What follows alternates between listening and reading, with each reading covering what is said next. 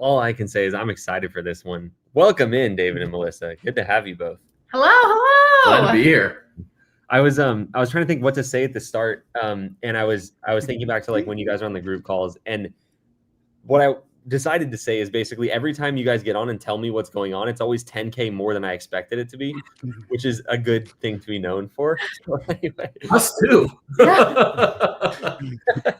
I see you get on and it's like either you in the car, David, or Melissa, and you guys are usually on different screens and you're both smiling big. So I'm like, oh no, what happened this time? You know?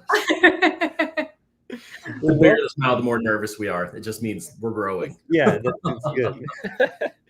I guess if you don't mind, Rod and I were talking because we know about your story from the time we started working with you guys and forward after you'd already started a real estate media business. But I guess take it a little back before that and we'll just dive into your story. And then we got some questions prepared. So go for it. Yeah, cool. Love it. You want to kick it off for me? Go for it. Okay. So I was in real estate before real estate photography, and I sold real estate for like 6 years. So it was kind of like a natural segue, because we already kind of knew the industry. So 6 years of selling real estate, I started burning out super, super, super hard, for a multitude of reasons. But a lot of times, like, you'll put in a lot of work and like you don't get paid, right? Like the house doesn't sell, they decide X, Y, or Z, right? Mm-hmm. So at one point we had a photographer who was telling us like how many shoots he was doing. He wasn't like giving us numbers, but he was telling us how much he was doing. I'm like, I'm kind of looking for a change. You say you're doing 8 shoots a week. Let me run some basic numbers here. And I'm like, I think we can make this work. So I started out just, we bought all we were watching your YouTube videos like crazy. And then I was like, okay, Eli's got a gear list for us. Let's buy this. I was listing a ton of houses at the time, 40, 50 houses a year. So like for the first 6 months, I was just kind of shooting my own listings, which really helped because like I messed it up. Like the only one who could be mad is me. So I was doing that, and that was 2023. In 2024, so December of 2023, we decided January of 2024, we're going to like do this for real. Like I'm stepping away from real estate. We're going to do the real estate photographer thing full time, see if we can build a business out of it. Mm-hmm. And was 2024 was interesting because I didn't fully step away from real estate. I was trying to, but there's always that like fear, right? When you have like an income that works, like going into a new venture is always scary. So it took me a couple months before I was like, okay, I'm not taking any new clients. And I was very much like, we're done. Stop. Yeah, she was pushing like, no me. more. Like, he's like, I got a lead. They want to work with me. And I was like, no more. I'm like, this is like 20 grand. Like, I was like, we will be in this forever. You have to just say no. That's an interesting thing to say because that's what most people need to do, but it's scary and hard. So like, what made you think that, Melissa, and like encourage him to do that? I mean, was it just seeing what was working so far, or how was your thoughts around that? So we've done a couple different things. So like we were doing real estate. We have a rental. We did a rental flip. So we're like, we want to do something real estate related. We're kind of jumping around. And when he stopped doing real estate, he was funny. He was happier. He's joking with the kids. And I was like, you got to get out. You got to get out. Because we were like working on our rental for a while. And so you stopped doing so many deals. And then he went back into it. And then he was just angry and he was busy and there was no cutoff time. There's no boundaries. And I was like, you're done. Like answering phone calls at 9 o'clock, 10 o'clock at night. There's no such thing as I think at one point, Melissa's like, when's the last time you took a day off? And we like calculated out. It was like never. And a half since I had 1 day off. Like, Wait, how long? A year. I went a year and a half of like no single days off. Like, you're getting calls. You're almost fell over. Constant. It was constant. Like we did a lot of business. You know, the money was good, but like there's definitely at what cost? Yeah, exactly. That's super interesting. So I guess one thing kind of along those lines. Did you, I mean, I know you said you had that moment when you started calculating how many shoots that guy was doing, how much money he was making because of that. Before that, was it kind of your perspective that like realtor was up here and photographer was down here in terms of earning? In terms of earning, it's not like I'm better than you, but I thought like nobody in their right mind would go from being a real estate agent to a photographer. Because photography to me was like an art, which is funny because I'm not like an artist. I'm not an art like I've had clients who I'm shooting their house. I'm like, hey, do you think this? And they're like, you're the artist. I'm like, no, I'm not. You got the creative eye. Oh, like, no, I don't. We didn't do photography ever. Like we didn't own any of the gear. We didn't know what we were doing. Like I watch YouTube videos to be like, I know what an F is, F stop, blah, blah, blah. He's like, what does that mean? It's 9. I don't know what it is. It's one of 26 letters of the alphabet. That's all I got. I mean, that's all you need to know. You know, nine. But yeah, I just thought it was like a broke artist thing. Like you do photography because you love photography and like feeding your family is secondary, you know, like. Yeah. And I think that's why, you know, a lot of people, that makes it so a lot of people get into photography that are more artist types, and the artist mentality doesn't do well from a business standpoint. So I think the reason a lot of people think of photography that way is because of the people that it brings to the industry. And it's interesting too, because, you know, I had a lot of people tell me, or basically, I had people directly ask like, so Eli, when are you going to get your real estate license? You know, I had like 4 photographers on the team already, and not, you know, that money's everything, but like I knew for a fact that I was making more than them. So it was just a funny assumption of like, when are you going to move to the next step? And so it's just cool to see you guys like grow up, Eli. Like one day I'll get a real job, you know? Yeah. So jumping forward a little bit, from my understanding, you guys did $7 grand this January. Yeah. And now you did 46K last month. Yeah. Yep. What did you do? Like what led to that much growth? Is it compounding of what the work you put in, or what do you think makes you able to do that? We were walking down the beach and there was this like golden thing in the sand and I rubbed it. You had me for the first like 3 words and I was like, no. Hey, this is good. Okay, hold on. No, Take notes. Yeah. That was amazing. No, I think it was just a compound effect. Realistically, I think last year we did so much that like, and then winter hit, and like winter is just historically, especially we're in the, you know, Pacific Northwest, winters are slow. I think all the legwork that we put in last year just kind of bottlenecked.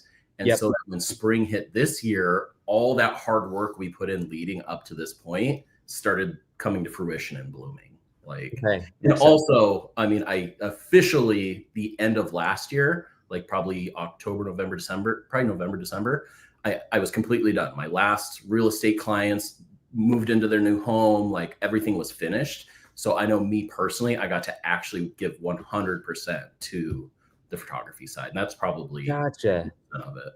Okay, so that's been 6 or 7 months since that point, and so it's a combination of like all the groundwork you laid, and you're doing that. Would you have transitioned quicker if you could go back, or was it the way it needed to be?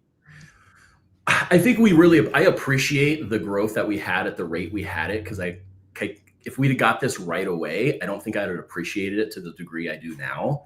But of course, if I'd have known that like that's the fruit that could be bared, like I would have done this 10 years ago. Fair enough. Yeah. It's like that's what's the quote? It's like the best day to start was 10 years ago. The second best day is today, you know? 100%, yeah. What were you doing before, Melissa? I mean, were you helping in the real estate business? Were you doing something completely different, or what's your path? Yeah. So in 2020, I was pregnant. We had our first kid. So then he was doing real estate, and I was like, I'm going to help you. We were doing it together. We realized we had different strengths. I was like, I'm going to do the back end stuff. And then last year I was helping him like transition from real estate to photography. There was a couple of times where we were like, oh, we'll go to shoots together. I was learning a little bit of the photography, and I was like, I just don't know. Like, we already did this with real estate. We tried to do the same job. We realized that's not working out. Let's divide and conquer. And then we had our third baby in November. So that was like me just being like, I'm tired. I don't want to do anything. My like people battery was just like gone. And I was like, this is terrible. Like, I just need to be on the back end. I can't do it. We yin and yang really well. Yeah. But normally I'm the person that's like front facing. I like that. But then we had the baby in November. And so when the baby was born, I was like, okay, like baby is born. We're good. And then I hit it really hard. I had the baby so I could like do the computer work. And then you were out of real estate, so then we could like really, really hit it. Did you guys have like, was it an actual conversation and like deciding who was going to do what, or do you just know each other enough now where you kind of fell into the roles? Or like, I guess, what's your advice around that for a couple that's wanting to like start this together? So this, and again, like this isn't our first business. Like we've been in business together doing different ventures. Like everything we do together. So I think a lot of it is we already knew each other's strengths and weaknesses because we've already kind of worked out the kinks there. And so when it came for the photography side, like it just made sense that like with real estate, I was the one who would go meet the clients. I'd go to the houses. I was very customer front focused. I was front end. Yeah. And Melissa's always been very back end because I'm not organized. She's super organized. She's great at systems, and I'm not that brain. And so it just made sense for this. It's like, okay, you move into your spot. I'll move into my spot. I think it's having the communication. As soon as he goes, hey, I did this today, I didn't like it. And I go, oh, yeah. I like that. I'll do it. And then I go, oh, this was rough. Like, I don't like doing this. And he's like, oh, I'll do it. And then we kind of just like do it that way. And sometimes we both don't like a job, but we just, who doesn't like it more? Or who's better at it? And then we'd be like, okay. Or yeah. What were you going to say, Rod? I see you guys probably watch enough lives. You can tell when Rod's about to ask a question because it gets closer and closer and closer. No, I was wondering, was it like trial and error? Y'all found out kind of like the hard way, like who's good at what, and then y'all figured it out? Or is it just like y'all sat down one day and were like, okay, you're good at this, I'm good at this, let's do that? Or is it seems like it just kind of happened over time is what it seems like, right? Kind of both. Yeah. And with real estate side, like it can, like I'm like 6'5", 275 pounds, right? Like I'm like, I will go meet the strangers at strange houses. You stay behind the computer where it's safe. And so that's kind of how those roles kind of came in place. But like I've always just kind of excelled at my thing. She's excelled at hers. So yeah, it was and I guess specifically kind of happened. Nice. I mean, I know you guys have a team now, and we'll get into that, which is awesome because you didn't have a team in January. No. A lot of things have happened. And you have a new baby on top of the other two. Oh my goodness. You've had a busy year. But what does the actual breakdown look like now? Like what are your different roles and what do you each do in the business? Go ahead. So for my end, I'm back operations, that type of thing. So like I manage all of the VAs. If we hire somebody, like I'll jump on the call with you and I'm like, cause I'm the one that's at home. So I'm like, these are my questions. These are our struggles. This is what we're doing. Tell me the advice. And then if you're like, you hire somebody, I create the job description. I'm the one that's on the computer, all that kind of thing. Like if it has to do with the computer or technology, I feel like I'm taking that over. I'm just at home. But yeah, and then managing that side. So we kind of delivery is kind of like your side. So like sending photos out in the morning. Social media, answering. So you answer the phone, you're texting the clients, that kind of stuff. So you're like the operations manager, is what we would generally call it. Like you're running things from the air traffic control tower, basically. Yeah. I'm Spider-Man. She's the guy in the chair. Like, Speaking of that, what does Spider-Man do in your business specifically? So I was pretty much the sole photographer forever. Like that's what I did, is I was just going and doing the shoots, and I was meeting people and going to like events when I could. And then as we started hiring on the photographers, like she has the back end with like she manages the assistants and the VAs. My job is managing the photographers. So like I have a heavy hand in hiring. I have the only hand in training. So actually today's kind of a huge milestone, because now we have 4 photographers in the field, not counting myself. And today is the very first day since we broke 10K that like there's photographers in the fields doing shoots, and I haven't done a single one. Today's the first day that's happened. The first of many, though. Congrats. That's awesome. I don't know what to do with myself at this point. It almost starts to feel like wrong. Like it's like I feel like I'm doing wrong by not doing something. I feel like I'm slacking. But it's right. Your hard work has led to that, you know. So it's really cool to see that unfold, and it's weird how it switches like that. Oh, so 100%. I have had a missed call from 2 of them since we've been on this. Oh, so like, there's still work to be done. yeah. And you got to, you know, the rest of this live, 10% of your brain's going to be like, what did they need? And was it see me just kind of wandering? That's what it is. Yeah. I guess we jump forward to like today with the team and stuff like that a little bit. Going back a little bit, there's this point in everybody's business, and for some people it's like a specific point. For others, it's just like it happens. But you go from being like, is this going to work, to this is going to work. And usually when you get the this is going to work, it's followed by a lot of action and like a lot of growth. So was there that moment or day or month for you, and what caused that, you think? Do you remember the hour? What day was it? What day? March 22nd, 10 a.m. on that's the thing. And again, we've done so many businesses, like failure's just never been an option. I knew it would work. Like, I knew 100% it was going to work. 100%. How did you know? Like what contribute? Because I think the reason I'm diving in on that is a lot of people that could have had a successful real estate media business don't believe it's going to work, and they don't put in the effort, and it doesn't happen. So like, what do you think? They go, oh, I told myself so. They'll go, oh, I told myself so. Exactly. Right. Yeah.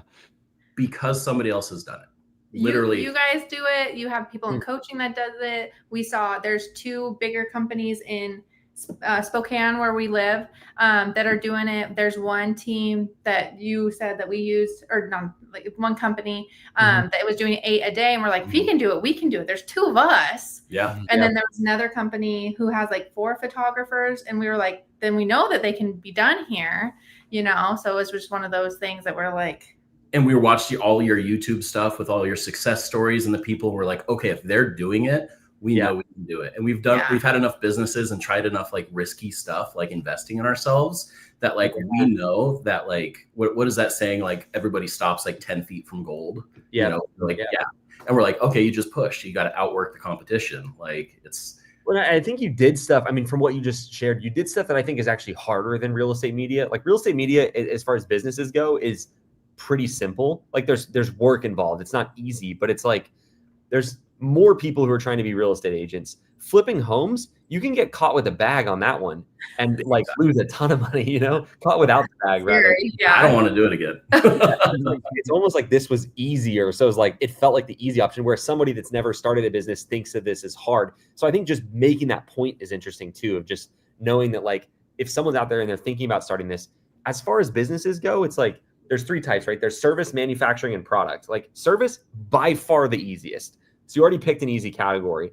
And then you picked a service business where you don't need like millions of dollars in equipment and like a bunch of trucks to make it. You know what I mean? It's like you just show up and you deliver thin air to your clients. So anyway, absolutely. And it's like in the startup, like you just hit it. It's a couple grand, like at most. Like if you jump on Facebook Marketplace, I almost want to do that challenge and see if I could start this business with $1,000. Like $500. We'll just move you like across the country. Let's move you to Florida, where seriously, I'll start with a paperclip and we'll work our way up into it. The show Undercover Actually, hold on. I'm getting an idea for a documentary. Hold on. Think about it later. I'm in. We've talked about that before. Do you know the show Undercover Billionaire, where they like drop somebody with $100? That's what I'm thinking. That's what my head is going. Yeah. It's like I've wanted to try that, but I also don't want to restart a business with $100. That sounds terrible.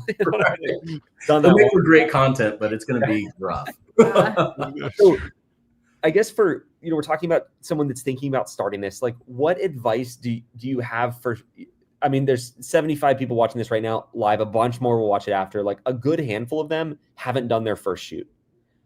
They want to, they're here. That's why they're watching this. But like, what advice would you give to someone in that early stage?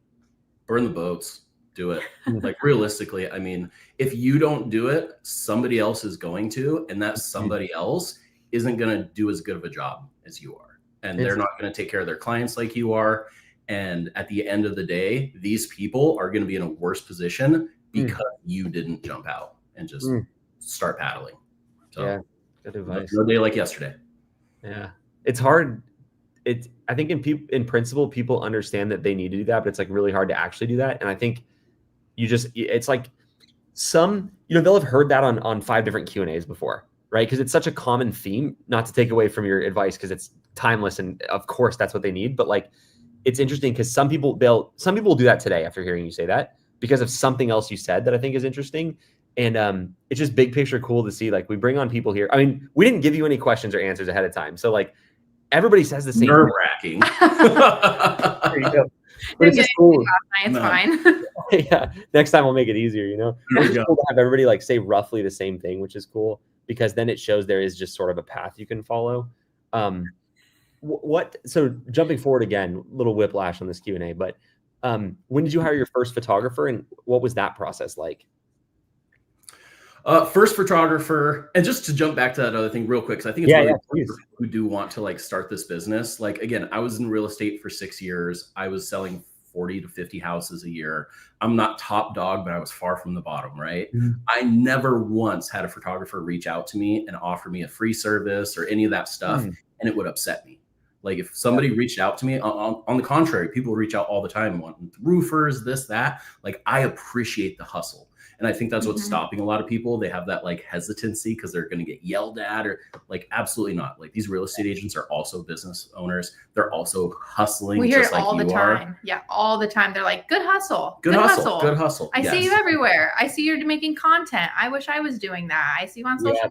I see you at events. I should be doing that. Yeah. They super appreciate it. Nobody's going to bite your head off. Like realistically appreciate what you're doing. But going back to the first photographer thing, we hired him. So in December, we decided we needed to hire somebody, even though like the numbers weren't quite there for us to hire. Which was scary. Terrifying. Yeah, but we knew what the kind of business we wanted to build. And we knew we were kind of jumping ahead a step or two, but that's because we wanted that business faster. We knew the business would be coming. So in December, we decided to we hired our first guy in January. And he's phenomenal, absolutely phenomenal. We love him. Love him. He had no photography experience whatsoever. He's 18 years old. Like there's a lot of stuff that I was like, oh, okay. But he's just amazing. And our clients absolutely love him. Awesome. But it was like kind of really scary to hire him because we weren't really doing a lot of business at the time. I just knew that like if spring hit and we had to start turning down shoots, like it's already too late. Like there's. Did you have a lot of thoughts? I mean, you didn't even say them, which makes me wonder if you didn't have them, but like, were you worried if someone could do this like you? Or no? No, because I'm not a creative. I'm not an artist. I'm like, I hesitate to even call myself a photographer. Yes. Honestly. I say it all the time that I'm like, I'm not a photographer. I'm like a business owner, right? Yeah. I just happen to take like really good house pictures. Yeah. You know? So like the reality is I learned this so quickly. Like anything I learn, I can teach it because I picked it up this fast. They can pick it up that fast. And realistically, like I think some of the people we hired are already outscaling me in quality. Like, So, I mean, I did good work, but it wasn't work that couldn't be replicated, you know? That's what I think one of the traps about, I mean, you got to do, whatever your background is, you can't change that. But like a lot of people who were photographers in other industries really struggle to hire because they've gotten so used to like that being their thing that they like overcomplicate the process and everything. And it's funny too, because I think you guys did, I mean, you in this case specifically, David, did a good job avoiding this because sometimes people they don't start as photographers, they join the business with no photography experience. 6 months in, they're the pickiest person I've ever met with photos. And I'm like, I don't know what happened. We got to unlearn some of this, So I just think it's interesting to hear you say, no, not really. Because most people are like so scared to send a photographer out to a shoot. It's not them. Well, and coming from real estate, I know because I still have my real estate brain all the time, my real estate agent brain. Like the stuff we're looking at as like photographers, they didn't even notice. Like, Yes. they're like, oh, you know, this isn't like, and they're like, I don't like that coffee cup that's hanging on the wall. Yep. Yeah. It's like, that's what you know? So like, I mean, I think it's really easy to just get in the weeds with that, you know? Mm-hmm. It's funny too, because it's you can be told that many times and still not realize it. Like if I look at Norman and Young photos, there's things I want to correct all the time. And I'm like the least picky guy when it comes to that stuff. But it's so funny too. And I've told the story a lot, but we had this agent one time that was like, she was mad at the photos, basically like 10 shoots in. She said they were awful and give her a call. So I obviously researched the photos before I gave her a call because I didn't want to walk into that trap. And so I had this list of all this stuff that I was like, okay, you know, this is probably what we should fix. I agree. Nothing on my list was in her list. Like her list, there was literally a hole in the wall in the you know, bathroom. There was like dog poop in the yard. It was crazy. And it's like agents and what they're looking at are so different than what we're looking at as photographers. Just a good lesson. I'm glad you brought that up. Oh, absolutely. So I mean, obviously you guys started the business, you watched my YouTube videos. Why did you get into coaching versus keep doing it on yourself or on your own kind of? In real estate, we actually had paid for a coach previously. And so and different courses and different, you know, videos and all the things. So I feel like when we saw yours, we were like, cool, like let's learn from somebody else. We've done it before. So we did have different like expectations because we've done different coaching things and everybody's different how they like do it. But that's why we saw that. We were like, okay, like I'm a firm believer if somebody's already there where you want to be, why not pay them money to show you how to get there? Like we like Melissa said, we paid for coaching. I don't know if you know who like Ryan Serhant is, but he never put out a single course that I didn't buy. I'm probably thousands and thousands of dollars deep there. Like it just makes sense. Like, you know, you were doing it. We were watching your YouTube video. There was so much value already just in those free YouTube videos that I was like, it's got to be amazing on the inside of this coaching. I just got to get in there. And it is like one thing we talk about like the most that we've gotten from it is that like there's mistakes that we haven't made because there's a difference between like being intelligent and being wise, right? Like wise is being able to see, or intelligent is making a mistake and not doing it again, but wise is seeing somebody else make a mistake and not making it, right? And so you guys help make us wise because you're like, here's the thing, like don't even think about it. This is what you do. And we've gotten really good at being like, okay, we're not going to think about it. That's what we're going to do. And so I can't even count. There's probably 8 million mistakes we could have made along the way that we didn't make at all because you guys you're like, hey, no, just do it like this. And we're like, okay, you seem like you know what you're talking about. Yeah. And it should we hire? And you're like, yeah. And I was like, all right. Okay. And that's why I ask you all the time. I'm like, if money wasn't an issue, how many people would you hire? Yeah. Like, this many. And I'm like, all right. Also, one of the skill sets, and I appreciate the kind words about the program in general, but one of the skill sets that you both have is you just know what to ask like very well. It's like when you ask a question, it's just a good question. Yeah. I was telling him that I was like, sometimes you get on the call and you're like, you have to ask. If you don't ask, like you don't get what you need. Yeah. And so that's helped a lot. It's just asking the right questions for sure. It's funny too with just like coaching and knowledge in general. Like I have a little bit harder time talking about it because I sell it too. So people are like, oh, of course Eli is going to say that. But it's like, I sell it because of how impactful it is to me in the different things. And so I agree with what you said. I mean, I spend far too much money on coaching, but it's always worth it. You know, it's just like even if you get something, it's always you know what's funny? I've had the opportunity to do like a couple little like mastermind things. I mean, they were freaking expensive, but like they weren't long. And I went in with what I wanted to get. It was like, I got something completely different. One thing that like changed the business multiple times. Once that started happening enough, I was like, all right, I kind of figured this out, you know? And so it's just interesting. And so I guess with the real estate business, I'm just curious about that a little bit. Did it take you a while or have you always just been someone that was like, I'm going to, you know, pay for knowledge? Oh man, I don't know. I really don't know when we started paying for stuff. Like I've gotten like a gajillion degrees from YouTube University, right? Yes. And I think when I just come across people that I like, that I'm like, okay, I'm already getting stuff. When I find out that they have something that's paid, like I'm like, okay, let's deep dive. Let's see what else is in there. That definitely I don't think started happening until we started making more money. I don't think I was like broke and stuff, right? Like I think I'd like close a real estate transaction, but like, cool, okay, I'm going to allocate this much to go back into ourselves. So I don't know when that actually happened. It just kind of, I think it just kind of happens when you're a business owner. You know? It does. You're always like, because like my first 5 years, very clearly, I was an idiot. Like I didn't even YouTube videos I didn't watch. I was like, no one knows how to do this. Let me figure it out myself. It's so silly. Anyway, I guess just kind of along like the final track of this live, like, what is your advice for someone that's trying to build a team? Because you've obviously scaled pretty quickly in revenue and your team, and it's like not completely falling apart. So like any big picture advice on building a team and just doing what you guys have done? I think we've been slow to react in some places. As fast as we have reacted, I think there's times where like I wish we had hired sooner, because you get stuck in your own head and you're like, this month is a fluke. It's a fluke. Yeah. Like, I'm never gonna make this kind of money again.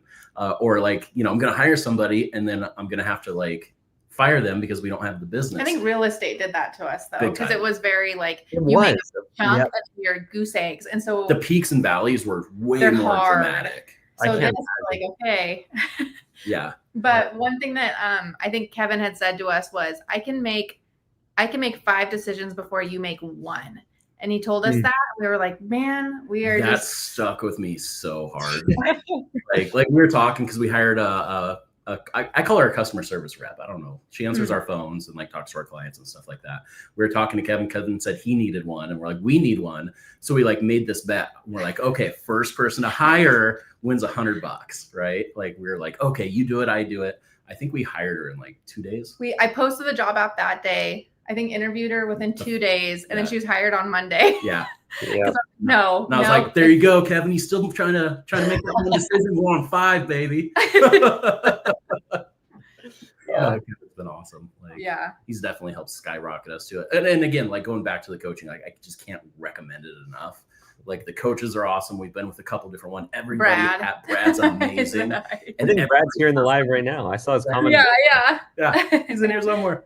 But Kevin everybody also owes you $100, he says. I'm not sure for what, but I guess that was part of the 5 decisions thing. Yeah. There we go. Yeah, we'll get it. But I mean, realistically, I think that's just been phenomenal. Is like being like, oh, I have a question about this. Like there's a coach, there's a call that we can jump on to like talk to this person about that specific skill set. And it's like, you guys are never going to be able to get rid of us. Like, it's just, it's so like valuable. Yeah, I will say, it's like I said, you guys ask good questions, but when I see you on a group call, I'm like, that's a good sign. I'm going to get some like good, solid questions I can dive into. So I appreciate you guys for that. Oh, thank you. Rod, you got to have something in there you want to ask. Well, there was a few questions in the comments I kind of liked, if I can pull one up from old Nate. As a parent, I'm kind of curious, what, if there was even, what's the hardest part you've dealt with in regards to having kids? What tips would parents think about starting? What tips would you give parents thinking about starting a photography business? So how has having kids been with running the business? That's definitely more your side. So I've just been faced to the grindstone, 16-hour days. Like Melissa, they still need a parent. So that's been Melissa's side. Yeah. So my sister, we pay my sister to watch our kids. They watch from, she watches them from 8 to 3. So I hit it really hard, 8 to 3. And then she goes home, and then I have to sit with the kids. And sometimes like it sucks. Sometimes I am answering text messages, but it's gotten to the point because he's out in the field. He's like, I'm driving, I'm going to shoot. I can't say anything. So it's gotten to the point where I have to like set those boundaries of like, I can't at this point. Like I worked really, really hard. I have to say clock out. My kids come first. And then as soon as they go to bed at 8 o'clock, we go back to our computers and we're like, let's go. Like it's one of those, like, work hard, play hard. And then we just like shut it off, which is super hard. It's not the easiest. Because now that he's not working 12-hour days and he's coming home and the phone rings, he's like, oh, I got to answer it. I'm like, nah. That's fine. Fine. And the reality is like, if you have kids, you're like, no, I want to be there for my kids. Like, absolutely. 100%. Like that's like family first. Right. And you might lose a shoot or two over that. But what I found is some of those agents that are like, oh, you didn't get back to me last night, so I rescheduled with this other person. Like there they are on their next listing, knocking on our door again, coming back to us because we provide such good. They didn't use somebody else because they don't like us. They just were in a panic. They wanted to schedule right away. They panicked, used somebody else, but they always come back. Like, so I think that people are like, oh, my business is just going to crash and burn. And it's like, there's like a boomerang that just, it does, it's not that bad. Yeah, it doesn't happen that It doesn't really happen like that. Yeah. It's just the fear of it. Like you said, they think it's like, oh, their business hit a peak and it's going to start going down. But it's really like, that's what you've earned by building a business is the right to not answer that call, and to be okay with losing a few dollars, because the idea is that there's always more shoots and always more clients. And so, you can always make another dollar. You just get to decide at what point you're excited about the dollars you're making and willing to like use some for something, right? Which is like, I think of that as like spending money. That's the whole point of making it, is you can spend it in different ways. So you said something too, Eli, during one of the like group coaching calls where you're like, oh, you have to spend, like, think about it and I don't know if you said it this way, but in my mind, those little phone games, like you make money and you fill the bucket, right? And then you empty that money bucket to build a bigger bucket, right? And when you put it in that perspective, I'm like, that's what we're doing. We're just building a big, and it made so much more sense. And I'm like, okay, well, we want these people to be taken care of, but like, we can't answer that phone call. What do? We hire a customer service rep. Okay, there's this problem over here. What do? We build a bigger bucket. Like, like if there's problems, like there's always a solution. Like, you just have to invest in it a little harder. You both seem and I think it's one of the things that's enjoyable about talking to you is like, you seem like you're having fun building the business. And I'm sure there's times that suck. Like, everybody knows that, but like generally today, it's fine. It's fine. Is that generally like how you guys just are though? Like pretty positive and upbeat? I think so. Yeah. Mostly. I mean, that's not to say we don't have bad days, Sure. There's not days like cry in the shower. Like, everybody does that. It's our morning routine. Exactly. But I think you kind of have. It's great. It's great. Come on down. Great business to run. Yeah. But no, just kind of having a positive attitude. And again, we've been through so many hurdles with other businesses and like legitimately just been down and out. And it's like we always, like, God is good and we always bounce back. Like we've never actually like had to go live with her parents and not fed her. Things always tend to work out. And that really helps like minimize that stress where I'm like, this seems really hard today, but in like 2 weeks, I'm not even going to remember this. I think that he says to me, because I'll be like, for example, I was hanging out with the kids. I missed a text message from an agent. And then when I responded, she's like, oh, I booked with somebody else. And I was like, the world's ending. Yeah. And he's like, worst case scenario, she doesn't use us. And I go, yeah. And he's like, that already happened. Like, what else? And I was like, I guess that's it. Yeah. That's it. And I think we always think about that I'm like, oh, what if this happens? And he's like, worst case scenario, this company goes under, we move in with your parents. And I'm like, that would suck. Okay. That would suck.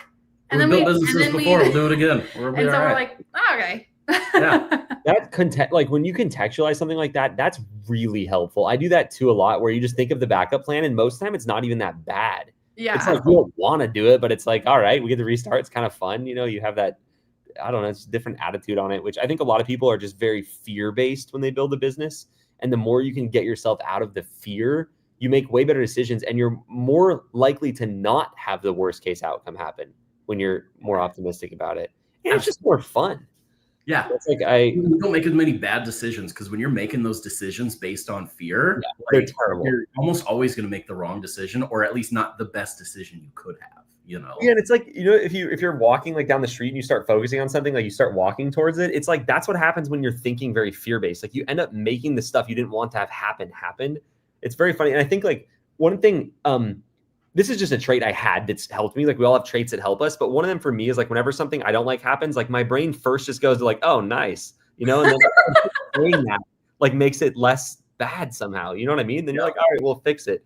And it's just like you guys basically said that similar frame. And I think you can build a business successfully from fear. It's just way less fun.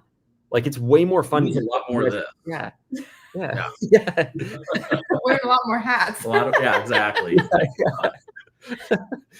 Well, anyway, I think that's all I have. I mean, I have more, but that's all we have time for today. Already 38 minutes. That's crazy. Oh, thank you both. That was awesome. We had someone ask would y'all be okay like sharing your Instagram? I think some people want to maybe stalk your page and all that. Not to ask you. You could totally say no right here. It won't be awkward. I worked so hard on it. Are you down to share so people could stare at it and like, just, compliment it and admire it?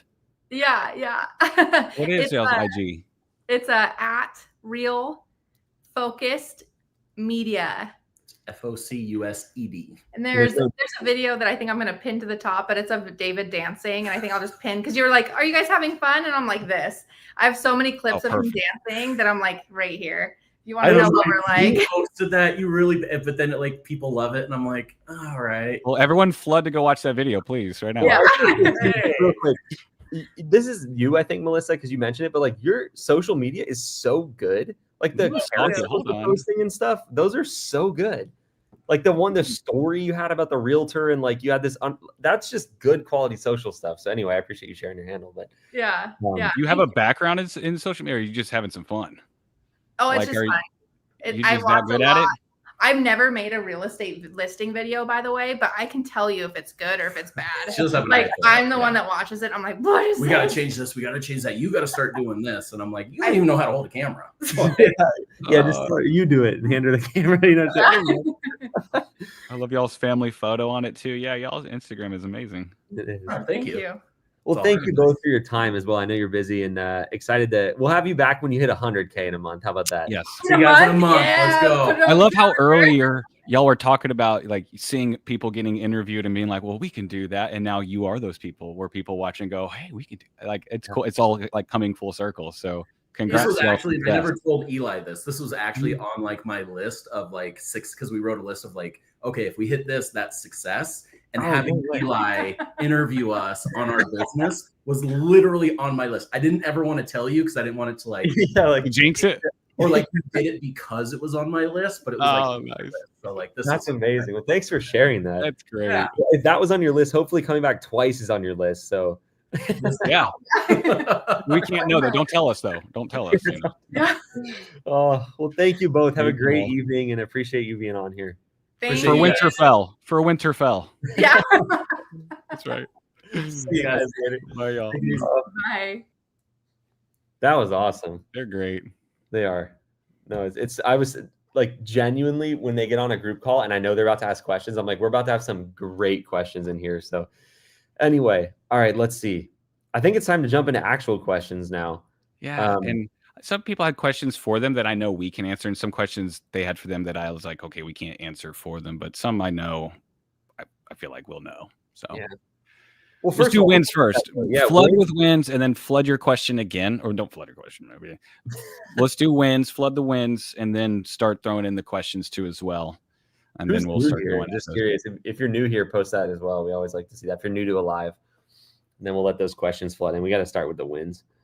Yeah. A lot of people, I used to not be about the wins too much, but I see how impactful they are. So I'm about the wins. We actually, on our team meetings at REPP, like our all hands meeting on Friday, where we get our whole team on there, the whole meeting is just sharing student wins and stuff. I think it's undervalued how important it is to think about that kind of stuff. And I think it contributes to what we were talking about with David and Melissa a little bit about like, if you have a positive attitude towards things, your business will just generally be more successful. And it's like, how do you do that? Well, you just talk about a lot of things that are good and happen. So here's a win. Bert said first 6K month in April. Very nice. Let's see. D's new here. Glad to have you in here, D. We have a live every Thursday at this time. So hopefully we'll see you back for more of those. Yeah, D had a good question too. Oh yeah, let's hit it. If you want to, if you know about that one really well, good sir. Yeah, D. So we do work with people outside of the United States. It's in very specific markets. So the UK is one. So in London for sure. A couple of different European markets. Canada, Australia, New Zealand are all areas where generally the real estate market is the same, or at least structurally the same. One of the things that we're, especially in our launch program for people just starting, we have a guarantee associated with it. And so we can only take people in a market where we can obviously help them. Otherwise, it would be a waste of your time and not something that we could, we want to stand behind what we sell, and that guarantee is important to us. So that's how we look at that. But yeah, what you can always do, if you go to replaunch.com/apply, you can book in with our team and they can help you look at your market and see if you're in an area where we can help you. What's my favorite story recently? We have someone in the Isle of Man doing a decent revenue too, like pretty good. They relatively just started too. Small island off the coast of the UK. I think there's 60,000 people there, 14 agents total. And he is now the man on Isle of Man, apparently, doing media for all of them. That was just corny enough where you had to have prepped that. Sorry, I had to throw in a dad joke how to do it. Peyton, welcome in. All right, so Jerry, speaking of that, how was your May going, sir? Jerry's been crushing it. Yeah, I'm wondering that too. Let's see. We're invested in your results now. Yeah. Okay, let me see. I like Nate's winning here. Let's see. Peyton's got a good question. You answered that for Sam Carmel. I remember a long time ago, and Sam Carmel is doing really, really, really good back in coaching now. So, do you remember how you answered Sam? Answer it the exact same Yeah, way. the exact same way. Let me read the question so I can at least answer it helpfully. Peyton said, I'm moving to a new city with my wife. I worked 10 years in plumbing and want to venture into this. Any advice? Yeah, I mean, the thing that I would say is true for everybody is the biggest and most important thing is making decisions and doing things quickly. So, there's a pretty good list of stuff that's on my YouTube channel that will just help you get started. And so just the first step is dive into all of my YouTube videos. I know you said you're new here, Peyton. Don't be new, basically, is what I'm saying. Like, go through all the videos, binge watch it. I'm sorry for how much you're going to have to listen to me, but you can soak up a ton of information in there. And so I'd start with that. And that will help you also figure out if this is a business that you want to start, which I think is very important. Nobody that I've seen at least is successful 1 foot in. They're either like, I'm going to start this business, I'm going to make it happen, or I'm not. And both are awesome options, right? If you're listening, you go through my videos, you're like, this is not the business that I want to run. Then it's awesome. You figure that out. But I would say like really figure out if this is something you want to do by watching the videos.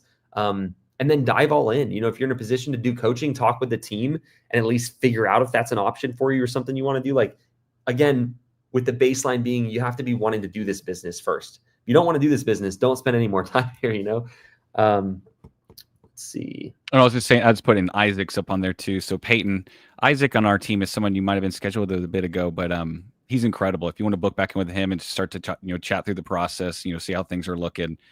Isaac is extraordinarily knowledgeable too as well. Shout out, Isaac. Peyton said, new to the live, I've been watching your content for years. I now have the opportunity to do so. Well, even better, Peyton. Dive in, dude. Come on now, let's go. Do it. Sometimes you just need an opportunity like that new market you're moving to, and sounds like a good. This is a win and a question. Home exposure media. I like that. I finally did my first free shoot Tuesday, and the agent said they love it. Well, first of all, congrats on that. First of many. Someone told me once when my business was first started, they said, just when I commented a win, they said, so it begins, and it stuck with me. So it begins for you. Do you think that since I'm not offering drone and video yet, it'll be harder for me to get clients? Yes, it will be harder, but that's okay. I mean, there's always situations you have that make things harder. Sometimes people have a bad schedule. Sometimes people don't have a drone and other stuff. What it doesn't mean is that it's not worth doing. So maybe a little harder, and you can get a drone when it makes sense. But yeah, sure, some agents are going to want to work with somebody that can do everything, but you don't need every agent. You just need a couple to get you started, and then use some of the money you make from them to buy the drone and stuff. So make it happen. Simon said, enjoyed that so much that I forgot it's live and had a question. Well, first of all, I'm glad you enjoyed it. I'm in London, UK as well. I tried to apply the form. It doesn't seem to accept a UK number. That could be a calendar glitch. So it should be. We are accepting of the UK, good sir, I promise. We can look into that. I don't know if Isaac, if you're in here, I don't know if somehow you can, Simon, if you see someone, Isaac, if he's still in here and he reaches out to you, he is with us. Isaac is with us, and you guys can hop on a call and he can get you directly booked into his calendar or some workaround to help with that. So yeah, I don't know if you're still here, Isaac. If you can, we'll save Simon. Let's see. Oh, this is a good one. They Heightened Exposure had a question to basically the events that Melissa and David were talking about attending, or like the different type of events that a real estate photographer would host or do or attend. Yeah, I mean, there's a wide variety of them. And some people love them, and if you love them, lean into them because they can be a great opportunity. I don't love them, so I didn't do a lot of them. But generally, what they can be would be like agents will have brokers open. Sometimes you can go to. They'll have just general parties at their brokerage. There'll be different like topic related parties. There's like, and it depends on where you live. There's different ways to do this in every market. But real estate agents spend a decent amount of time networking, because that's how they do deals also. Like there's one side, there's an agent on every side of the deal, stuff like that. So there's a lot of different events. You can also do things like broker presentations where you get to go talk in front of a brokerage about your services, because like a real estate broker will bring in title companies and lenders and photographers and have them speak. And so generally those are what the events are. There's a lot of like mixer type events that different real estate groups will throw. There's investor events. I mean, there's just, real estate agents don't mind events. They go to a lot of events, so you also can go to them. Let's see. If you're cash strapped, Keith said, and can't offer. Great question, Keith. Yeah, and can't offer free shoots due to paying for edits. What do you recommend is the best strategy to get business? Be okay with it taking a little bit longer because you're trading. I always think of this as like a scale. So on one side of the scale, you have profit, and one side you have growth. So like, let's say this is profit. The more I push profit up, the growth goes down. That's kind of what you're doing. You're saying I need to make money, so I'm not going to offer free. You can still get shoots by DMing agents. It's just not nearly as many. But when you get them, they're paid. And then as you start to get some money, you can kind of tip the scale back in the direction that makes more sense, where you're having some money to offer free. Free is like gas on a fire. I mean, it's going to help your business grow so much faster. If you're looking a couple months down the line, like your business will be bigger if you offer free. But I understand needing to be totally practical about this when you start. So just be okay with less agents taking you up, but when they do, you get paid.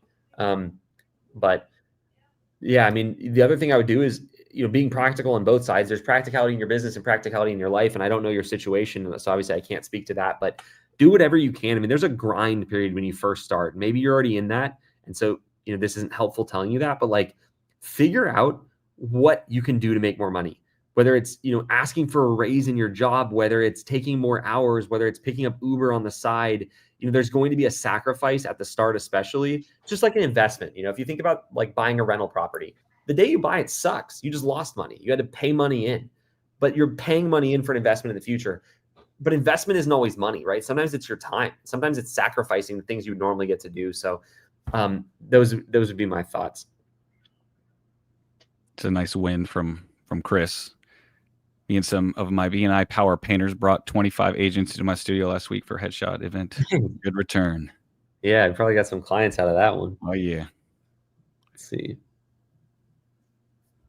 If my mom is a realtor who's been in the game for more than 12 years, how can I take advantage of that? Brandon, first of all, that's awesome. I mean, there's two things I would say. One, pretend like she's not, and don't think it's going to be easier because she is. Do all the things that you would have to do, even if she wasn't a realtor, because that's really going to help you. But then the other thing is she's going to be able to get you some connections. So if you do the things that you would do without her and then get some connections from her, rocket fuel. So, I mean, even just asking her for an introduction or something to a couple agents would be huge. Just getting your first couple shoots out of the way. But I wouldn't lean on that too much. I know you're not saying this, but the more you think I'm going to have it easier because she's connected, the more you're not going to do the stuff that's actually required to build your business fast. Morgan said, I love that typo. He meant partners. I said painters. I meant to say partners because I figured that was it, but I still read painters. Power painters. I'm like, they're just painting powerfully. Yeah. Morgan said, should you get started with just info from YouTube and then the course and then do coaching, or do you recommend starting with coaching right away? Morgan, it depends on your goals and where you're at. I mean, the fastest path is going to be with coaching.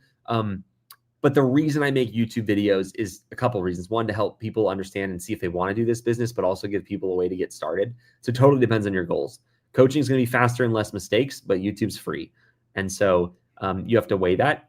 If you want a recommendation, it's hard to even talk about some of this stuff because everybody's like, duh, of course Eli is going to recommend that. But like they say a lot of business owners, and I agree with this, they build businesses that solve the problems they had. And so my business grew very slowly. I eventually came around to watching YouTube videos and I dove in on that, but I didn't really like buy any sort of coaching. And that was a big mistake of mine, partly because there wasn't coaching available in the way that I wanted, but also just because I was like David said, like I wasn't necessarily in the most wise framework. So I figured it's just better to do it myself. All that being said, I believe heavily in coaching. I spend a lot on coaching. In 2024, I spent over 6 figures on coaching. And I'm not saying that as like, oh, just a flex. Like, I genuinely believe that that's been the biggest unlock for my businesses over the last, 7-8 years since I started being willing to. So I hope that helps. Let's see. I mean, you spent so people know that's true. I think you spent like 20K on like 3 hours or 4 hours of mentorship from somebody. Actually, even I did that a couple times actually. One guy who had sold his business for 118 million or something had an opportunity to fly with him on his plane, and I DM'd him. I created the opportunity. I DM'd him and I was like, if you ever want someone to offset some fuel, he flies between 2 cities. I was like, let me pay for that trip, like let me go. And so I paid him 15K and it was just him. And I got to talk to him for a little bit, and just a couple things changed it. So yeah, I mean, but it's been stuff like that. And it's been, I bought $100 courses that have been huge for me. It's just like getting it from every source. And it's not always paid sources too, I think, to make it like more broad.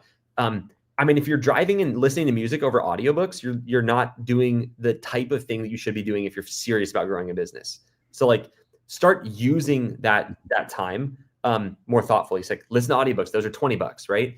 YouTube videos, there are tons of them. You can learn about everything, right? And so there's that kind of stuff. And then but that's more like passive, just building the mental frameworks. And there's very tactical coaching, which is like what we do in REPP, which is like step by step. And so you kind of want to add in both of that.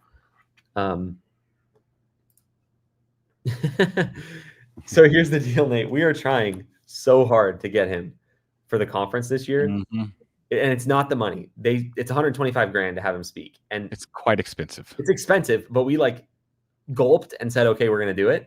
It's actually getting him to respond that's so hard. Like we filled out the speaker form on their website multiple times. We sent a freaking cake.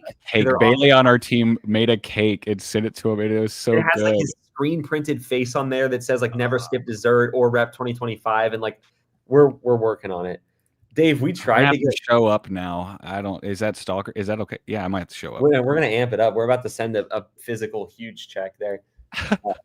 Dave, we quoted Micro, and it was between $300,000 and $400,000 to have Micro come. So we are not in that weight class, unfortunately. If anybody's curious what we're talking about, you're new. We do a conference every year. This year it's called REPP something in the year. So this year it's REPP 2025. It's in Vegas and it's in November. So we have a bunch of people from our community, like David and Melissa, speak and share what they've done and give great advice. And we're trying to get like one outside of our community guest this year. So anyway, well, thanks everybody for a great Q&A. David and Melissa, that was so good to have them on. That was such a good one.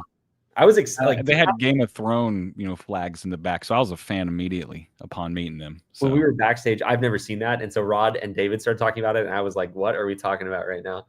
We're just nerding out. I was busting out some Game of Thrones terms that I still remember. Yeah. I felt proud of myself. Well, thanks everybody for being here. And if you haven't had the chance to talk with our team yet, take the opportunity to book in and just chat with them. We're not going to force sell you coaching, right? We'll talk about your situation, what you're looking to do, check into your market, and share what we do. And it's that way, at least you can have some more information on what it looks like and if it's a path for you. So if you've talked with someone on our team already too, just reach back out to them. Our team's here to help you, every step of the way. And they'd love the opportunity to chat with you again. If you're like, all right, now I'm ready, let's do it. replaunch.com/apply. We'd love to talk with you. And yeah, I think we might have to show up at their headquarters, Simon, to be completely honest. I love that. And then what Nate said about starting gym. Nate, there's this guy that he mentioned one time that sold really rare gym equipment. And so I was like, all right, I mean, I could kind of make sense of spending like $10K on a piece of equipment because like we're trying to spend more than that anyway to get him. So I thought about just ordering gym equipment that was like maybe in line with what he'd want, because this guy is who he orders the gym equipment. So maybe I'll do this. I'll call the guy, be like, what does Alex talk about? And like, how can we get that? So we're going to ramp it up. But anyway, we're cranking up the heat. Yeah. Thanks everybody. Have a great time. If you missed David and Melissa at the start, if you joined late, go watch it. It was a great one. I appreciate everybody for being here, and we will see you soon. Thank you, Tino. Bye, everybody. Bye, everybody. Cue that epic music. It's coming. It's coming. Here we go.